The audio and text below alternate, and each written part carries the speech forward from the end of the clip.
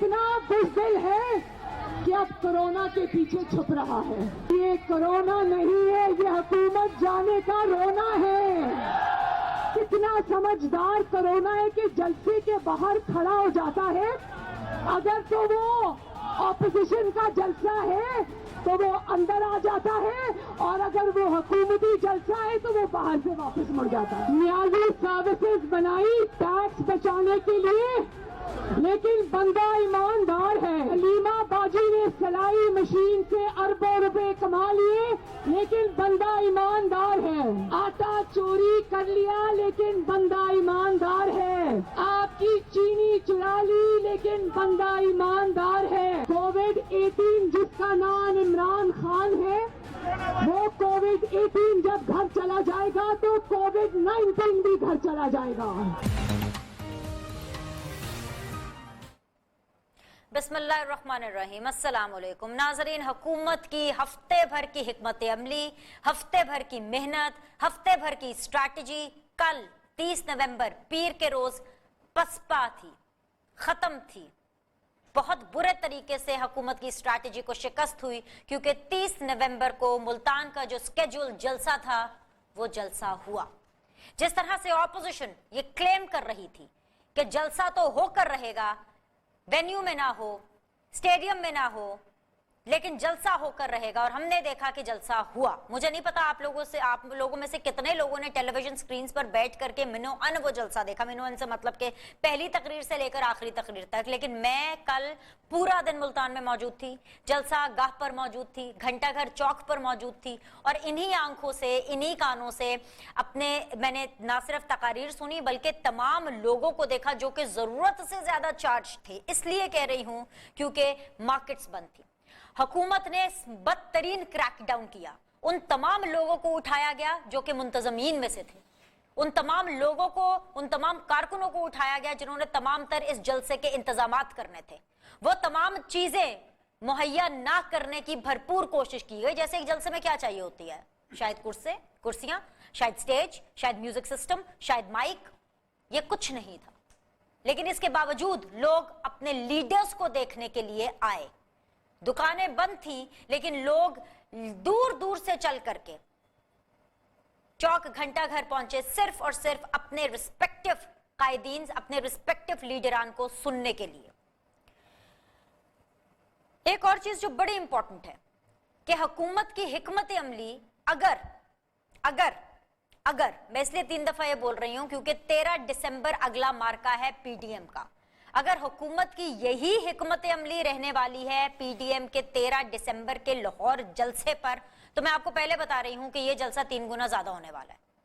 लेकिन अगर हुकूमत की यह हिकमत अमली नहीं होगी तो मैं आपको यह वाज़े तौर पर बहुत बावसूख जराए से बता सकती हूं कि पीडीएम की जो हिकमत अमली 30 नवंबर को मुल्तान जलसे पर थी, ऑपोजिशन की वो हिकमत अमली 13 दिसंबर को बिल्कुल नहीं होगी।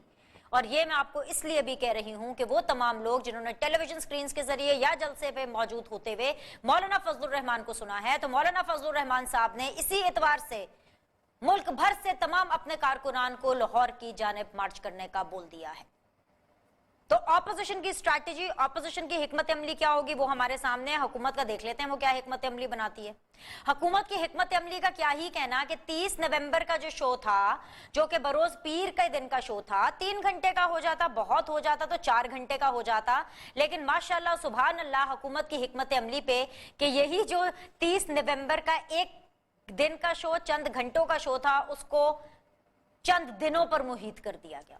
4 दिन और आज का दिन अगर मैं मिला लूं, क्योंकि मैं आज मंगल के दिन भी बैठकर आपके साथ लाहौर स्टूडियो में, जैसे मैंने कल वादा किया था आपसे मुल्तान ग्राउंड से कि लाहौर स्टूडियो से मैं आपसे रूबरू होंगी, तो आज 5वां दिन है। लेकिन आज भी हम बात कर रहे हैं 30 नवंबर को होने वाले मुल्तान जलसे की।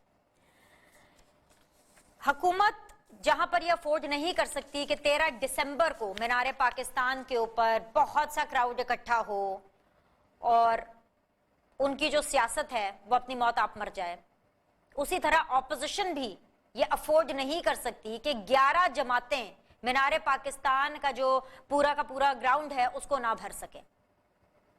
पाकिस्तानी अच्छे तरीके से इस चीज का एक्सपीरियंस रखते हैं, इस चीज का तजुर्बा रखते हैं کہ جلسوں سے اور جلوس سے حکومتیں نہیں گرتی، لیکن ہاں حکومتوں کا زوال ہوتا ہے بیجا ریاست کا استعمال کرنا۔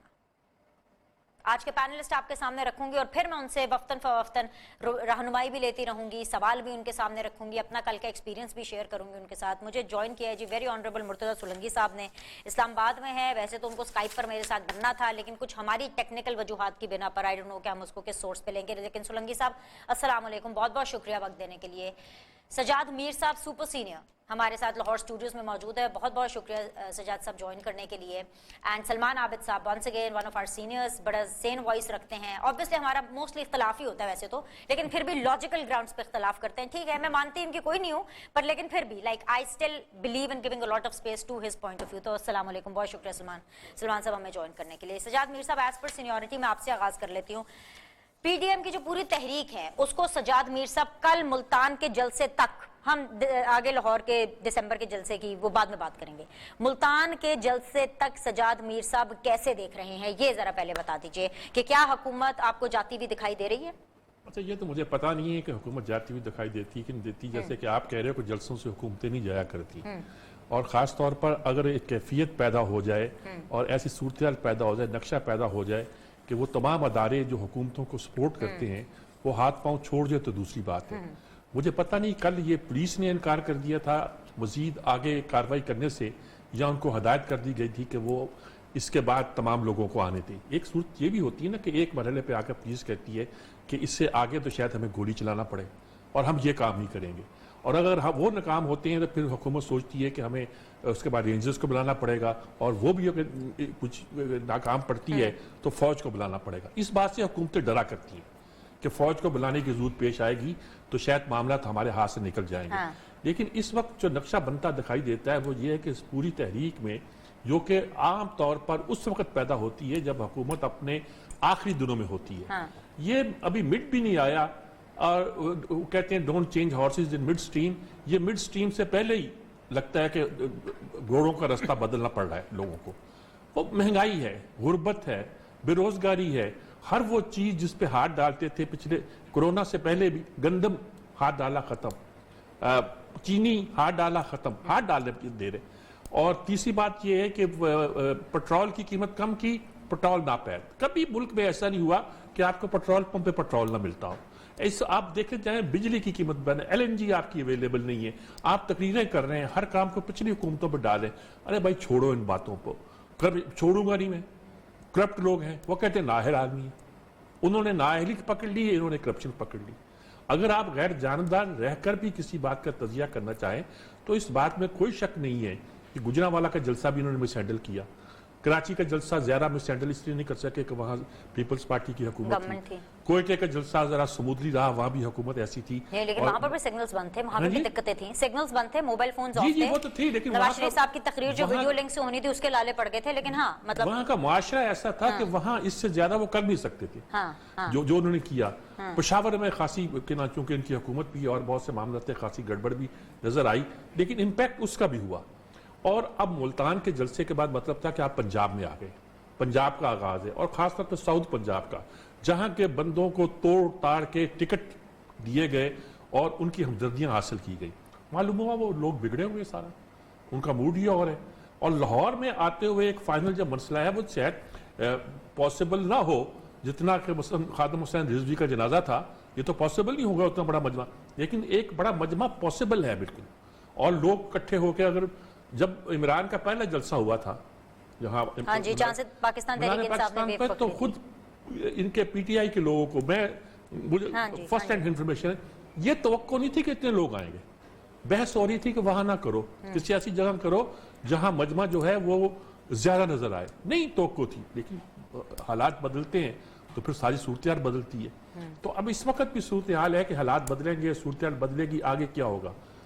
اپوزیشن نے خاص طور مریم میں جو تقریر کی ہے کہ بندہ ایماندار ہے، شیکسپیئر یاد آ جاتا ہے، بروٹس این آنریبل مین، اور اسی کو لے کے آگے چلتے ہیں۔ تو یہ بائی کرنا شروع کر دیے، نہیں لوگ اب اس کا مذاق اڑائیں گے، بائی کرنا شروع کر دیے کہ ہاں یار بات تو ٹھیک کہہ رہی ہے، بات تو ٹھیک چل رہی ہے۔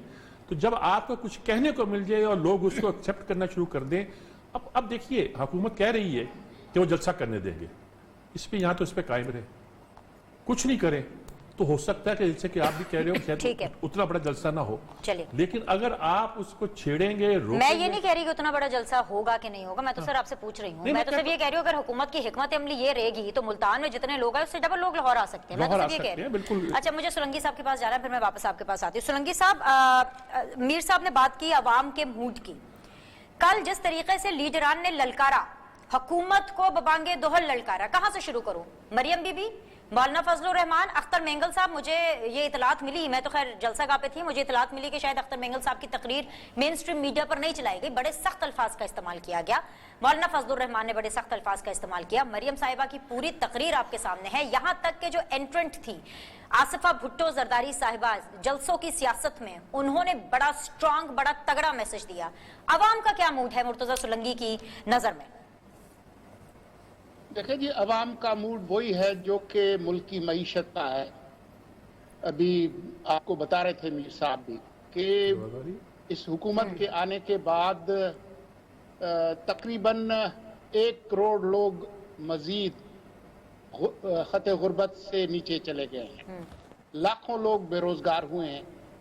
मईशत खुद आप जो स्टेट बैंक की फिगर्स हैं वो देख लें, FBR की जो मिनिस्ट्री ऑफ फाइनेंस है उनकी वेबसाइट पे चले जाए तो आपको पता चलता है खुद जो है वो 6% वाली जो मईशत थी GDP की, वो पहले साल में इनके अपने एदाद व शुमार ये हैं कि 1.9% चले आए और अगला जो साल था, दूसरा साल, वो माइनस में चले। तो लाखों लोग बेरोजगार हैं। फूड इन्फ्लेशन जो है वो तारीखी है, खास तौर पर हमारे जो देहात हैं वहाँ पर फूड इन्फ्लेशन ज़्यादा है जो शहर है उनके मुकाबले। तो लोगों का जो मूड है वो इन्हीं चीज़ों से, 1 करोड़ नौकरियों का वादा करके जो हुकूमत आई थी उन्होंने लाखों लोगों को बेरोजगार कर दिया है।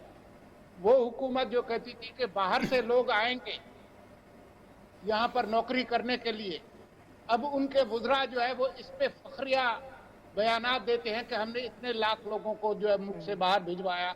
उसमें भी मसाइल आपको आए हुए हैं। आपकी जो खारजा पॉलिसी है जिसका पता नहीं चलता कि सुबह एक जगह होती है, शाम दूसरी जगह होती है। UAE में क्या हुआ आपको पता है, सऊदी अरब में। तो लोगों का जो मूड है वो इसी से डिटरमिन होता है। हमारे यहाँ आमराना हुकूमतें भी रही हैं। सजाद मीर साहब आपको बताएंगे कि उनके पहले 2-3 साल बड़े अच्छे गुजर जाते हैं। परवेज मुशर्रफ की जो हुकूमत थी वो भी हमेशा से गैर मकबूल नहीं थी, लेकिन जब आप मुल्क की मईशत के साथ इस तरीके से आप बिहेव करेंगे और आपकी जो हुक्मरानी है, आप जिस शहर में बैठी हैं वहाँ आप देख लें ब्यूरोक्रेसी का क्या हाल है। मतलब यहाँ तो मीर साहब अपनी जैकेट इतनी तेजी से नहीं बदलते जितने तेजी से वहाँ पर सेक्रेटरी और दूसरे जो अफसरान हैं वो बदलते हैं। नैब ने जो हाल किया है ब्यूरोक्रेसी का, उसके बाद जो है वो कोई बंदा काम करने के लिए तैयार नहीं है। तो लोगों का मूड इन तमाम चीज़ों से बदलता है। सिर्फ मरियम नवाज की शक्ल देखने के लिए लोग नहीं आते। लोग, वो हमारे यहाँ सिंधी में एक कहावत है कि लोग जो है वो किसी के फातिहा पर जाकर जो रोते हैं वो उस बंदे के लिए नहीं रोते, वो अपने दुखों के लिए रोते हैं।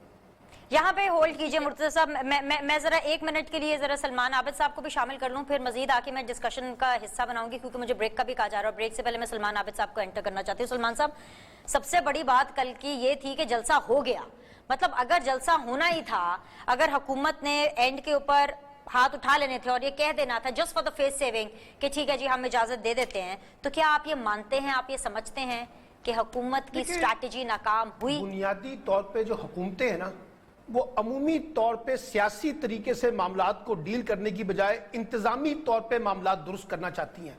PTI का डायलेमा ये है कि उनके इर्द गिर्द इमरान खान साहब के साथ जो लोग हैं वो नॉन पॉलिटिकल एटीट्यूड रखते हैं। उन्होंने इमरान खान को मशवरा दिया कि ताकत के जोर पे फोर्स लगाकर लोगों का रास्ता रोक के हम इस जलसे को रोक सकते हैं, जिसमें वो कामयाब नहीं हुए और वो जलसा हो गया।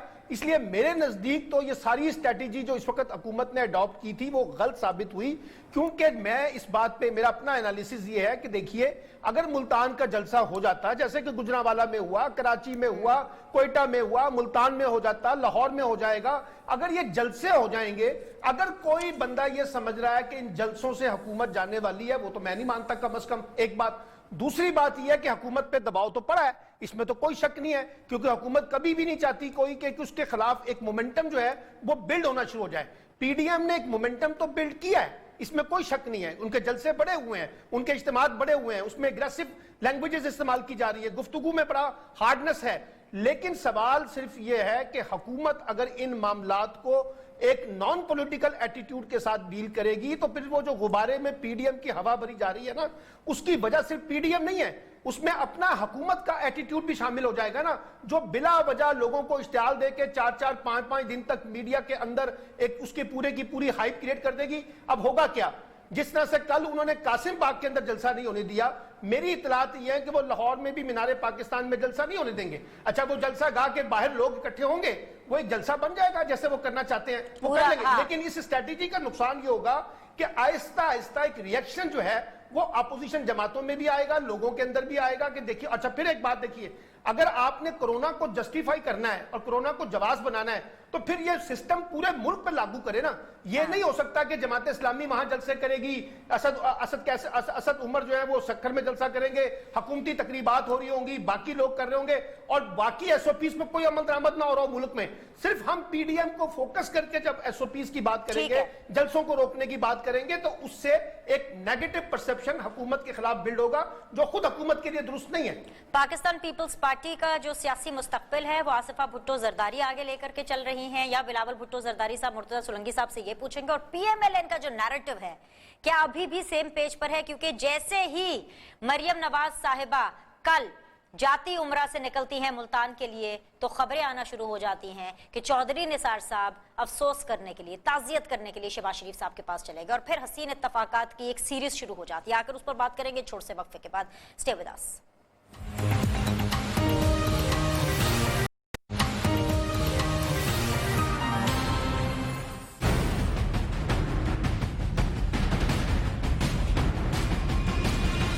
لگتے ہے کہ ہم گرفتاریوں سے ڈر جائیں گے تو یہ ان کی بھول ہے۔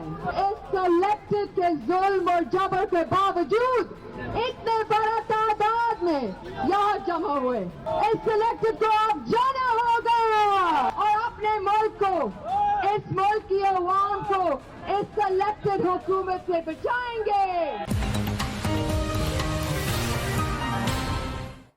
ویلکم بیک جی۔ مرتضی سولنگی صاحب، سلمان عابد صاحب اور سجاد میر صاحب میرے ساتھ ہیں۔ اس سیگمنٹ کا آغاز میں مرتضی سولنگی صاحب آپ سے کر لیتی ہوں۔ مرتضی سولنگی صاحب، کیا آپ کو لگتا ہے کہ پی ڈی ایم کے اندر بھی جتنے لیڈرز ہیں وہ سیم پیج پر ہیں؟ کل آصفہ صاحبہ نے اپنی باقاعدہ طور پر جلسے کی سیاست کا آغاز کیا۔ میں اس لیے بار بار اس کے اوپر فوکس کرتی ہوں کیونکہ کہیں نہ کہیں سیاست کے اندر تو وہ میرے خیال سے شروع سے انٹرسٹڈ ہیں، انٹرسٹ لے بھی رہی ہیں، لیکن جلسے کے اندر کل جس طریقے سے انہوں نے تقریر کی تو ایک یہ بحث سی چھڑ گئی ہے آپس میں کہ پیپلز پارٹی کا جو مستقبل ہے وہ آصفہ بھٹو زرداری کے ہاتھ میں ہے یا پھر بلاول بھٹو زرداری صاحب کے ہاتھ میں ہے، کیونکہ کل ہم نے دیکھا سٹیج پر آصفہ بی بی جو ہیں وہ اپنے بھائی کے لیے نعرے لگاتی رہیں کہ وزیر اعظم بلاول بھٹو، وزیر اعظم بلاول بھٹو۔ تو کیا کہیں گے اس بارے میں؟ نو ڈاؤٹ ان کے اندر جھلک تو بی بی صاحبہ کی نظر آئی۔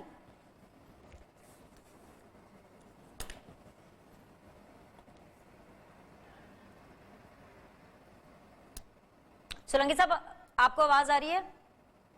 Okay, I think so there is some connection issue. میں ذرا سجاد میر صاحب آپ کے پاس چلے جاتی ہوں۔ جو آصفہ بھٹو زرداری صاحبہ کی تقریر ہے کل، ان کی جو انٹری ہے اس کو آپ کیسے ریٹ کریں گے؟ نہیں، ظاہر ہے کہ وہ ان کو ایک موقع ان کو بہت اچھا مل گیا تھا، اچھا موقع مل گیا تھا۔ بلاول واز ناٹ ویل، وہ اور کسی کو ریپرزینٹ کرنا تھا تو آصفہ بہت عرصے سے چاہتے تھے۔ ایک بار زرداری صاحب نے کہا تھا کہ کیا کریں گے، مجھے پکڑ لیں گے بلاول ہے، بلاول کو پکڑ لیں گے آصفہ آ جائے گی۔ اسے اندازہ ہوتا تھا کہ یہ ان کی لائن میں ہے۔ اچھا، اب اس پہ شکایت ہو سکتی ہے موروثی سیاست فلاں، یہ ایک چھوٹی سی بچی کے سامنے کیا سارے کھڑے ہو جائیں گے، اعتزاز احسن سے لے کر قمر زمان کارا تک، کیا یہ پاسبل ہوگا؟ لیکن قصہ یہ ہے کہ بلاول نے اپنے آپ کو اسٹیبلش کر لیا ہے۔ جب بلاول شروع ہوا تھا تو ایک مذاق لوگ اڑایا کرتے تھے، اس کی تقریر کا بھی، اس کے انداز کا بھی، اس کی تھنکنگ کا بھی، حالانکہ بڑی بڑی محنت کے ساتھ اس کو گرومنگ کی گئی ہے اور سکھایا بھی گیا ہے، ایک دم پڑھایا بھی گیا ہے، اور اس کی اچھی بات یہ ہے کہ اس نے سب سیکھا بھی ہے. اب وہ بلکہ ایک میچور سیاستدان کی طرح جواب دیتا ہے، اور کبھی ایسے اٹیک کرتا ہے تو دوسرے سیاستدان نہیں کر پاتے.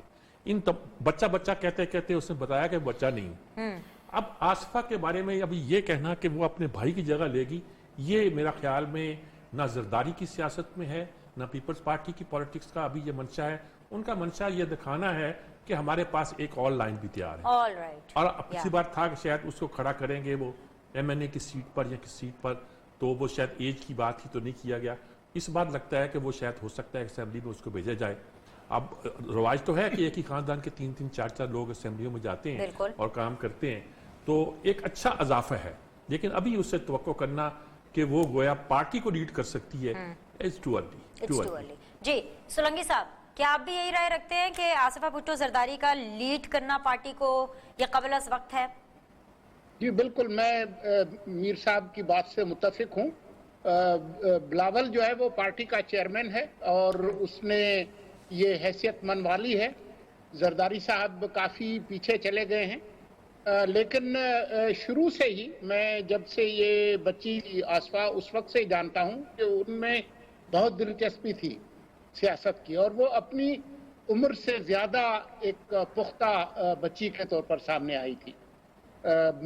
اپنی جو بڑی بہن ہے اس کے مقابلے پر ان کی بہت دلچسپی ہے سیاست میں، تو اس کا اظہار کل ہوا. میرے خیال میں بلاول کی جو پہلی تقریر تھی اس سے زیادہ پر اعتماد آپ کو آصفہ نظر آئی، کم از کم مجھے.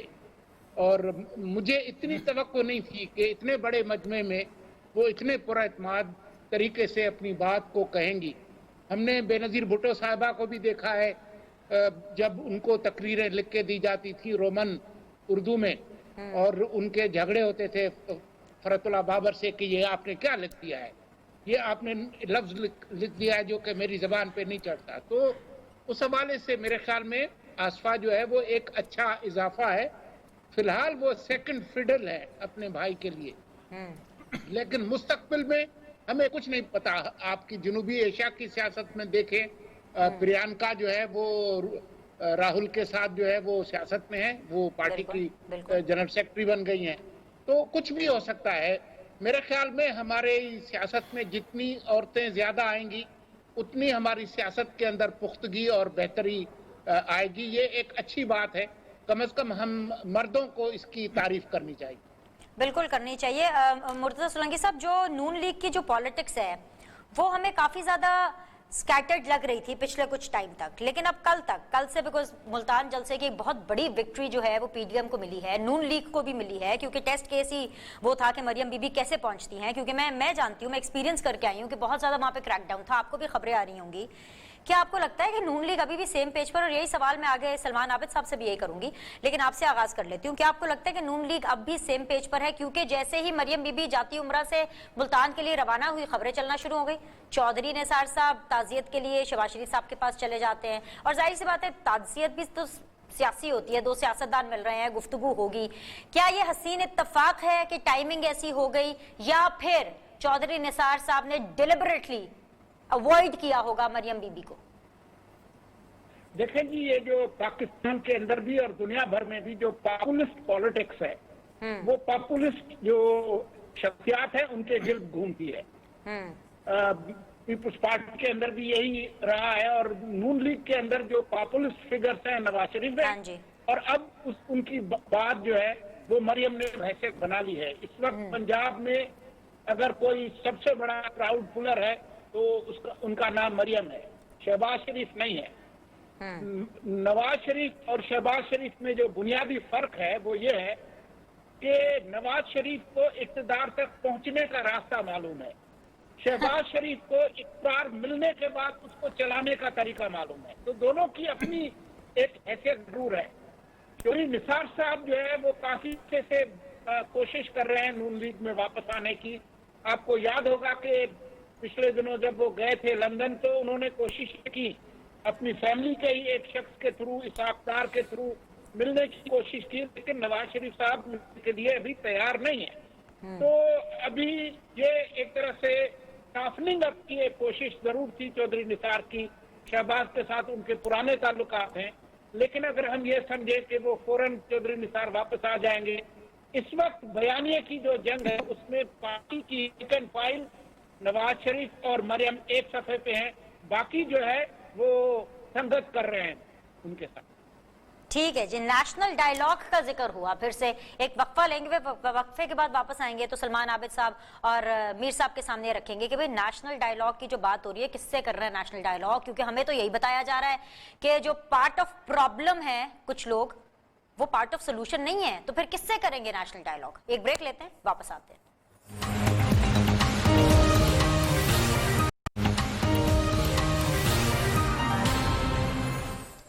ब्रेक के बाद जी आप लोग को खुशामदीद कहते हैं। फाइनल राउंड ऑफ डिस्कशन है। सलमान आबिद साहब, उसी चीज को मैं आगे कंटिन्यू करूंगी। क्या ये एक महज इत्तेफाक था कि मरियम बीबी निकलती हैं और चौधरी निसार साहब ताज़ियत के लिए शहबाज शरीफ साहब से मिलने चले जाते हैं, और इत्तेफाकात की सीरीज है एक कि यहाँ मुलाकात खत्म होती है और साथ ही साथ बयान आने शुरू हो जाते हैं शहबाज शरीफ साहब की तरफ से नेशनल डायलॉग के। ये मतलब नेशनल डायलॉग करना किससे है सलमान आबिद साहब? पहली बात तो ये है कि इसमें कोई शुबा है कि मुस्लिम लीग नून के अंदर बयानिए के ऊपर कोई इत्तेफाक राय है? देखिए, अगर किसी को शक है तो वो शहबाज शरीफ साहब का इंटरव्यू जो सोहेल वड़ाइच को दिया था वो सुन ले और पढ़ ले, और उसके अंदर उन्होंने सारा कुछ लिख दिया है कि जिस स्ट्रैटेजी के तहत इस वक्त नवाज शरीफ और मरियम आगे बढ़ रही है, मैं तो उस स्ट्रैटेजी का हामी नहीं हूं, वो तो डायलॉग के हामी है, वो तो एस्टैब्लिशमेंट के साथ मिलकर चलना चाहते हैं और कई अरकाने असेंबली चलना चाहते हैं। अब इस वक्त पूछिए ना आप जरा, राना तनवीर साहब किधर हैं, राजा जफरुल हक साहब कहाँ हैं, सरदार याद सादिक साहब कहाँ खामोश होकर बैठ गए हैं, ख्वाजा आसिफ साहब क्यों खामोश होकर बैठ गए हैं? इसलिए मुस्लिम लीग नून के अंदर ये तकसीम पहले से मौजूद है, लेकिन जैसे सोलंकी साहब ने कहा, क्योंकि ताकत इस वक्त नवाज शरीफ साहब के पास है, वोट बैंक उनके साथ है, इसलिए लोग अभी वहां पे खड़े हुए हैं। और शहबाज शरीफ भी एक मफाहमत के तहत कोई ऐसी बात नहीं कर रहे जिससे वो टकराव जो है वो वाजे हो, लेकिन मुस्लिम लीग के अरकाने असेंबली, चाहे वो पंजाब में है और चाहे वो कौमी असेंबली में है, उनमें से बेशतर लोग जो है वो बराह रास्त इदारों के साथ टकराव की पॉलिसी को पसंद नहीं करते। और मैं क्या पसंद करता हूं, खुद बिलावल साहब ने कहा कि जी ये तय हुआ था पीडीएम के अंदर, हमने इदारों के सरबराहों का नाम नहीं लेना, और ये जिस तरह से नाम लिया गया मैं उसकी नफी करता हूं। फिर फजलुर रहमान ने कुछ और कह दिया, हाफिज हुसैन अहमद को आपने बाहर कर दिया। इसलिए पीडीएम के अंदर इस बयानिए के ऊपर तो प्रॉब्लम है और पीएमएलएन के अंदर भी है। लेकिन मैंने सलमान आबिद साहब ये सवाल अपने इंटरव्यू में मरियम नवाज साहिबा से पूछा था। क्या? मरियम नवाज साहिबा यही चीज कि पीडीएम के प्लेटफॉर्म के ऊपर इस बात को लेकर आपके नजरिए को लेकर के प्रॉब्लम आ रही है, उन्होंने कैटेगोरिकली मुझसे पूछा, उन्होंने कहा कौन है भाई, उनसे पूछे ना आप मरियम साहिबा से, अगर आप मरियम साहिबा से, जब उनको प्रॉब्लम नहीं है तो आप मरियम साहिबा से जरा ये पूछ लेती ना कि अपने चचा का तो इंटरव्यू पढ़ ले, उनसे तो पहले पूछ लें कि वो इस बयानिए के ऊपर मुत्तफिक हैं। आज शहबाज शरीफ साहब खड़े होकर कहे ना कि मैं नवाज शरीफ के उस बयानिए के साथ हूं जो इस वक्त इदारों के साथ टकराव की बात कर रहा है, वो कहे ना, जरा मैं देखना चाहता हूं। वो कहते हैं ख्वाजा साद रफीक साहब जब से बाहर आए हैं क्यों खामोश होकर बैठ गए हैं, जरा बताइए किसी को, अगर किसी को नहीं पता।